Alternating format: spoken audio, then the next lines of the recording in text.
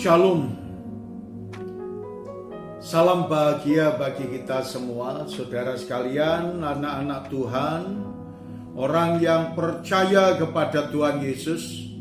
Marilah kita senantiasa mendekatkan diri kepada Tuhan dan mengikuti anjuran-anjuran dan perintah yang Tuhan berikan kepada kita. Pada saat ini, saudaraku yang dikasihi oleh Tuhan, marilah kita merenungkan kebenaran firman Tuhan dengan pokok bahasan. Hukum Taurat menuntun kita sampai Kristus datang.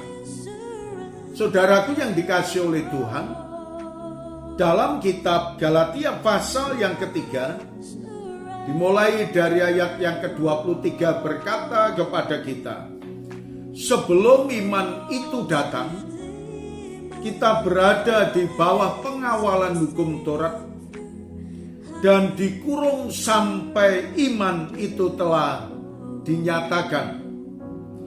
Jadi hukum Taurat adalah penuntun bagi kita sampai Kristus datang, supaya kita dibenarkan karena iman.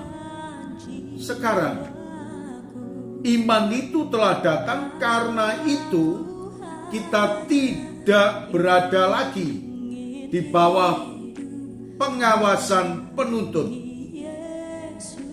Sebab kamu semua adalah anak-anak Allah karena iman di dalam Yesus Kristus.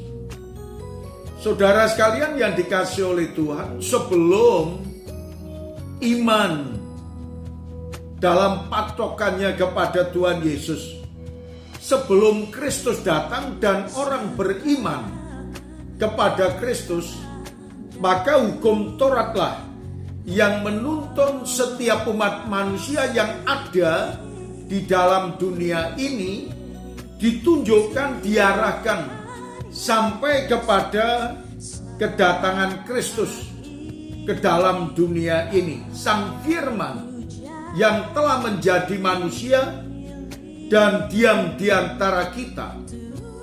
Demikian pula apa yang Tuhan katakan kepada kita.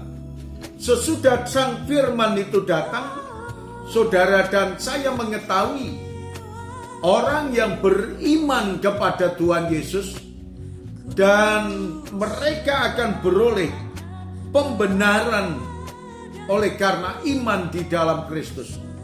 Dibenarkan karena iman kepada Tuhan Yesus dan bukan oleh karena menjalankan hukum Taurat.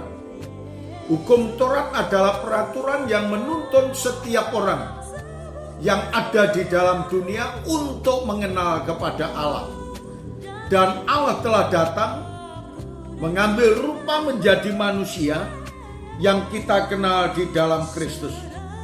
Maka setiap orang yang percaya kepada Kristus, firman-Nya berkata kepada kita bahwa kita tidak hidup di bawah pengawasan hukum Taurat lagi, melainkan saudara dan saya orang-orang yang beriman, yang disebut sebagai anak-anak Allah karena iman di dalam Tuhan Yesus Kristus.